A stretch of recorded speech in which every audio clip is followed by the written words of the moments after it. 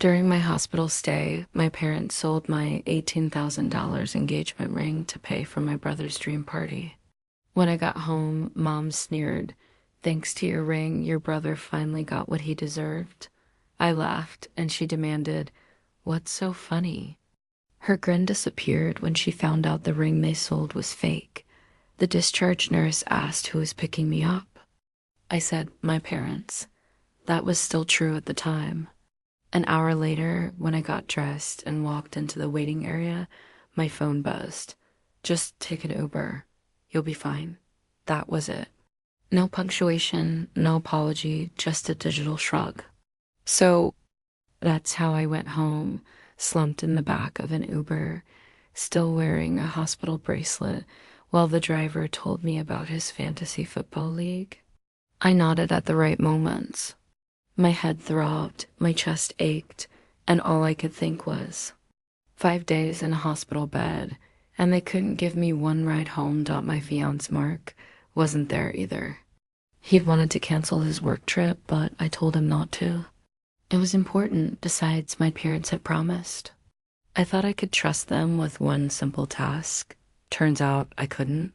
When I got home, I showered, changed, and sat on the edge of the bed long enough to realize I wasn't going to rest until I had my engagement ring back. Before the surgery, my parents had insisted on holding on to it for safekeeping. That's what they called it, safekeeping. I wanted it back. Mom opened the door before I could knock. "Emily," she said, smiling like she'd been waiting all day to deliver a punchline. Dad was in his recliner, half watching the news. He gave me a nod and turned the volume down, like this was going to be a quick visit. I didn't sit. "I came to get my engagement ring." They looked at each other, that look I'd seen my whole life, a quick flicker of agreement, like they were both reading from the same script. Mom's smile spread. "Well, thanks to your ring, your brother's finally having the time of his life. Miami sunshine. He deserves it." It took me a second. "What?" Dad leaned forward, elbows on his knees. "We sold it. Don't look so shocked. You'll be married soon. You'll have another ring." I felt the air go thin. "You sold my engagement ring?" Mom waved her hand. "Oh, don't be dramatic. It wasn't doing you any good sitting in a box while you were in the hospital. Ryan needed this." I gripped the back of a chair. "He needed my ring. He needed a chance," she said firmly. "He's been working so hard. He finally met someone special. And this trip, it could really mean something." Dad nodded like it was obvious. "You can't put a price on opportunities like that." The room was buzzing in my ears. Mark had saved for months, every spare dollar, for that ring. "You didn't even ask me." Mom's smile tightened. "You'd have just said no. You've always been like that." A laugh escaped me before I could stop it. It startled even me. Mom's eyes narrowed. "What's so funny?" I looked from her to Dad. Their smugness had slid just a little, enough for me to see the edges of fear. I smiled. "Do you really want to know?" They stiffened. "You'll find out soon enough." Their faces dropped. They called me a liar, but I could see it in their eyes. They weren't sure. I didn't explain. I didn't need to. I walked out, leaving the silence behind me like smoke. I didn't drive straight home after leaving my parents' house. I just sat in the car at the end of their street, hands on the wheel, headlights off, trying to remember how to breathe. My heart wasn't racing anymore. It was worse steady, flat. The kind of steady that means something snapped and you don't know what the new shape is yet. I told myself it was just one more betrayal, nothing new, just another notch on a very long list, but it didn't feel like just anything.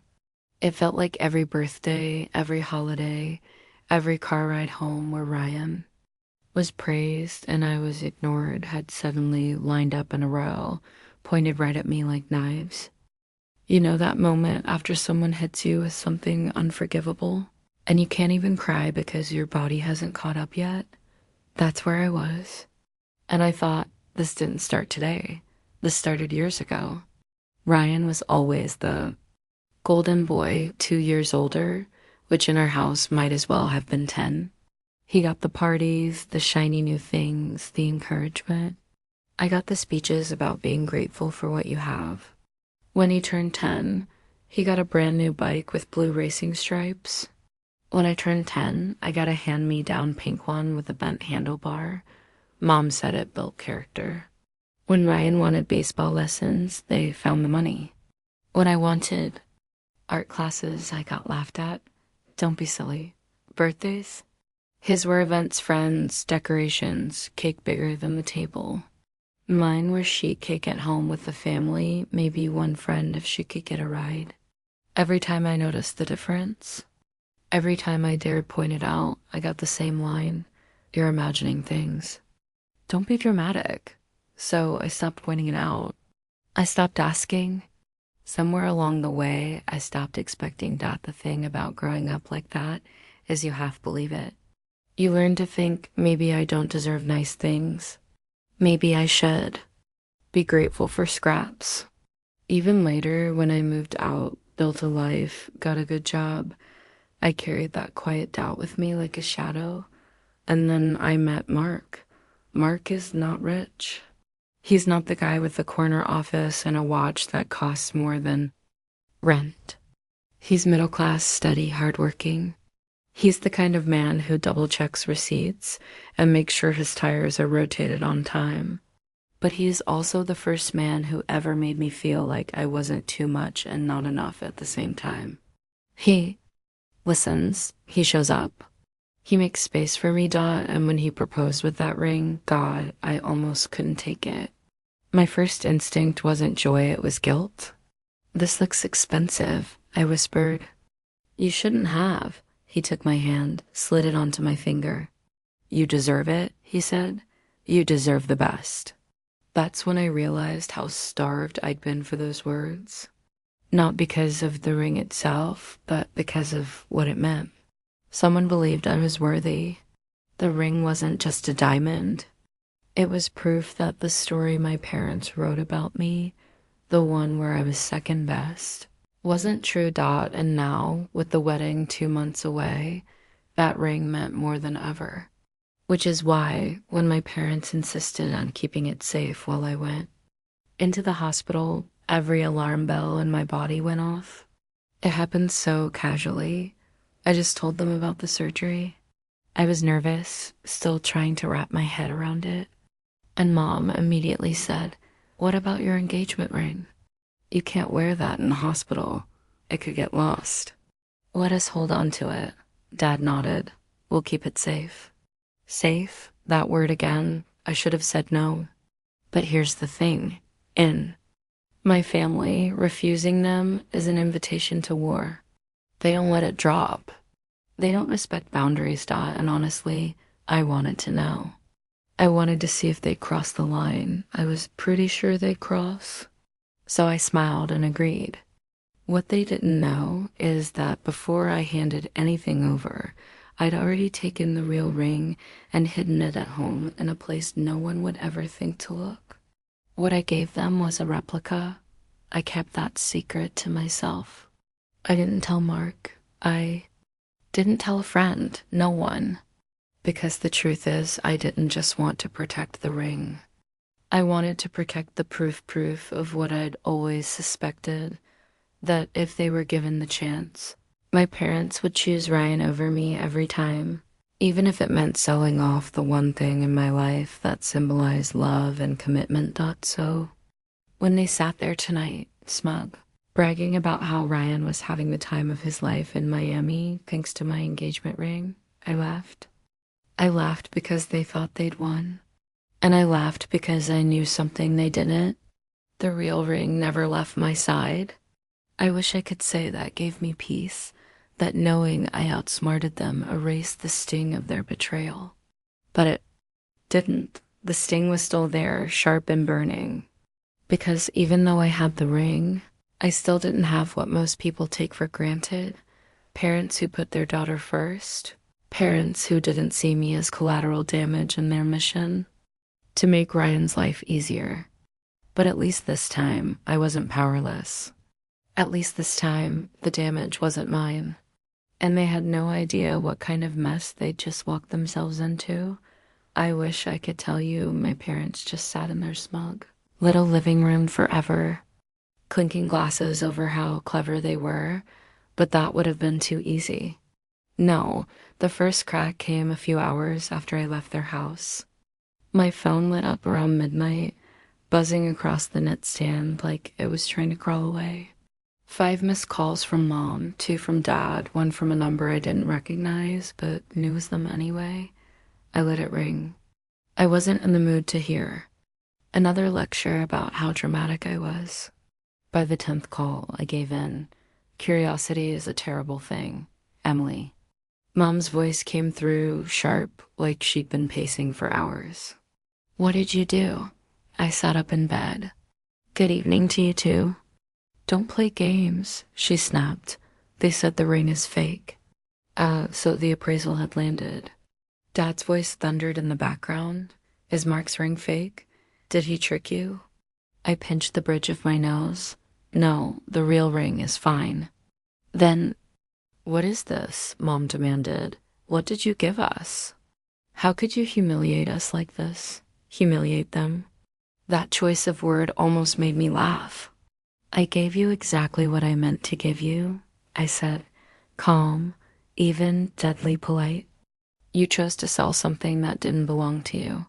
You tricked us, she cried. That's rich, I muttered. This isn't funny, Dad barked. Do you have any idea what you've done? I couldn't help it.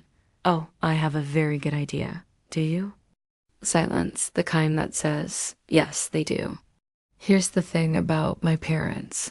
They are masters at rewriting history. Every family story is told in their favor. Every fight becomes someone else's fault. So, of course, they lunge straight for the blame game. You set us up, Mom said, her voice trembling now. Why would you do this to your own family? I let out a dry laugh. Set you up?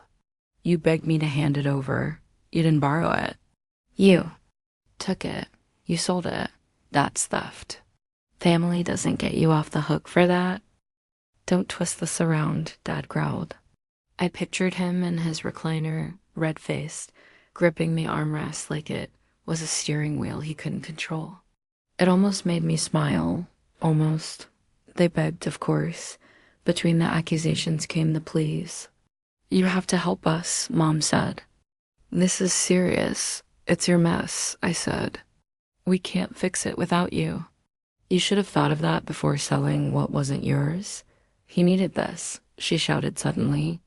And there it was again, Ryan, the sun they orbit around. He needed it, I said quietly. More than I needed my engagement ring, more than Mark needed his sacrifice respected. He's your brother, she said, as if that was still supposed to mean something. I closed my eyes, and I'm your daughter. Funny how that never counted. The silence on the other end wasn't guilt. It was shock that I dared say it out loud. Dad tried a different tactic. Listen, it's done. We can't change that, but you can. Help us fix it. I stared at the ceiling. You don't even hear yourselves, do you? You stole from me, lied to me, spent it, and now you want me to clean it up. Because we're family, Mom cried. Exactly, I said flatly. And that's why I knew I couldn't trust you. Her breath hitched like I'd slapped her. Good. They tried again, over and over, pleading, accusing, twisting. You're cruel. You don't understand how serious this is. You set us up to fail. You're laughing at your own family's suffering. I listened for a while, then cut in softly. I told you the truth. You just didn't want to hear it. They shouted back, but I didn't. I let the silence on my end do the work. Finally, I said, this is where I hang up. Click. I sat there in the dark, phone buzzing in my hand as their calls kept coming. It was almost funny in a bitter way. For once in my life, I wasn't the one scrambling to fix their mess. The weight wasn't on my shoulders anymore. It was on theirs, and I realized something. I'd always been waiting for this moment, waiting to see if they'd really prove me right. And they had. I turned my phone face down on the nightstand, lay back, and let out a breath I'd been holding for years. It wasn't peace, not yet, but it was something close. And I knew this much. Their panic tonight was just the beginning. The worst was still coming. They showed up at my door 3 days later. I knew it was them before I even opened it. The knock had that frantic rhythm, like someone was trying to keep from screaming. When I opened the door, Mom's face was pale, Dad's jaw was tight, and Ryan looked like he'd just come back from the world's worst hangover. "We need to talk," Mom said. I leaned on the frame. That's never been true in the history of this family. But go ahead. Dad took over. "The man we sold the ring to, he wants his money back right now." I didn't move. "How much?" 9,000, he said, his voice cracking on the number. 9, half of what Mark had actually paid. They hadn't even bothered to ask what it was worth, just grabbed the first stack of cash like it was a scratch-off win. If that didn't show how little it meant to them, nothing would. Mom rushed to fill the silence. "It was all he gave us. He says if we don't return the money immediately." She stopped, pressed her lips together. Ryan stepped forward. "They're not the kind of people you want to owe money to him. This could get dangerous." For a second, I almost laughed, not because it was funny, but because it was so perfectly them, steal from me, then show up at my door, begging me to bail them out of danger. "And you came here," I said slowly, "to ask me for the money." Dad nodded. "Just alone. We'll pay you back when the mortgage clears." Mom's eyes were wide. "Please, you don't understand how serious this is." I opened the screen door just far enough to lean on it. "I understand perfectly. You sold what wasn't yours.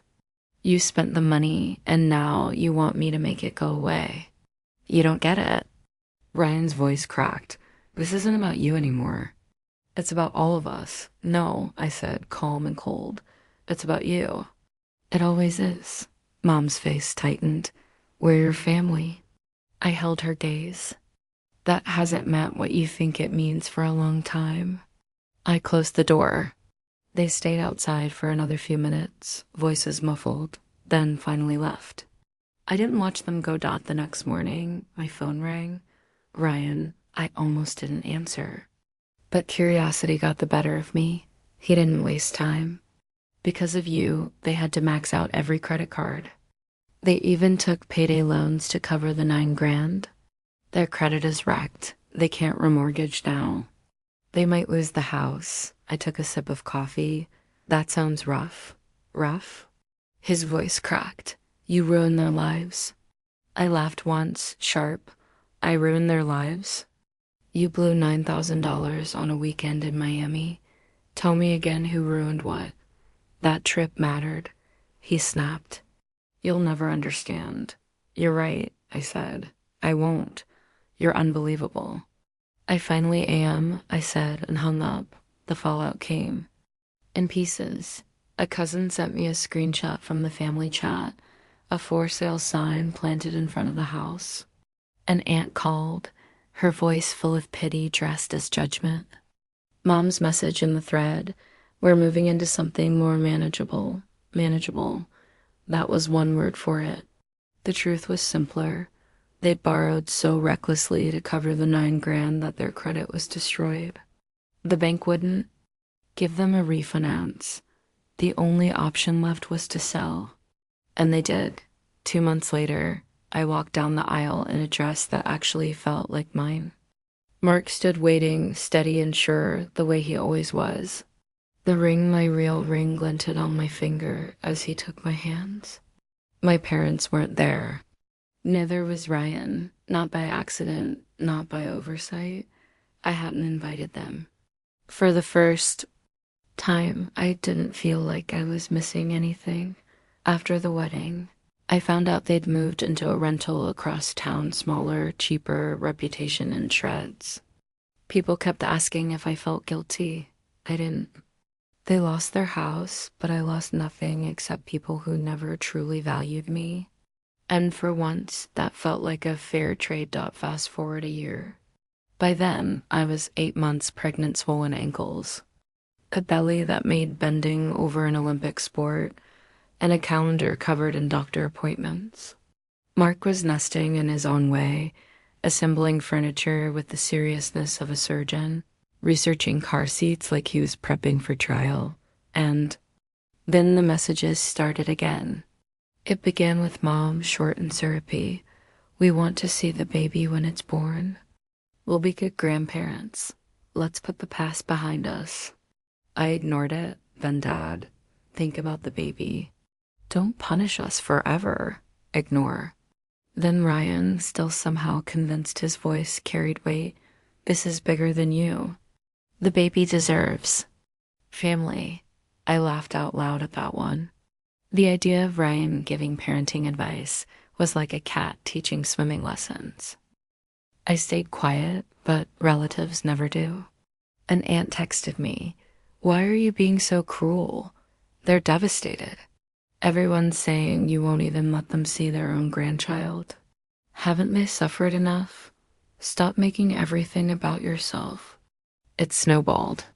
My phone filled with whispers dressed up as concern, family group chat notifications stacking up like bricks, passive-aggressive prayers, vague lectures about forgiveness, thinly veiled attacks. I ignored them until one night I couldn't. I was exhausted, swollen, fed up, and I snapped. I typed a message into the group chat. My hand shook, but not from fear. Since you all want to know the truth, here it is. A year ago, while I was in the hospital, my parents sold my engagement ring to pay for Ryan's Miami trip. They took $9,000 from a shady buyer, spent it, and when the appraisal came back fake, they had to max out cards and take payday loans to cover it. That's why they lost the house. That's why they're in a rental now. They didn't lose everything. Because of me, they did it to themselves. Send silence, then the flood. Cousins swore they felt it was gossip, not fact. Aunts gasped in digital italics. What? They did what? Screenshots flew, emojis stacked. One cousin wrote, "I can't believe they blamed you when they stole from you." Another explains a lot. Always knew Ryan was spoiled rotten. The tide turned. For once, I wasn't the dramatic one. They were. Mom tried to post a defense, something about sacrifice for family and helping Ryan when he needed us most. But it sank instantly under the weight of everyone else's disgust. It was like watching the damn break years of favoritism and excuses exposed in one thread. They weren't the golden couple anymore. They were the punchline dot in the months that followed. I heard the rest through whispers. The Miami girl had dumped Ryan not long after the trip, and eventually he moved back in with my parents at the rental. That's how it ended, the three of them under one roof again, no house, no reputation, and no excuses left. And me? I built something better. So tell me, did I do the right thing? Did I go too far or not far enough? Let me know in the comments.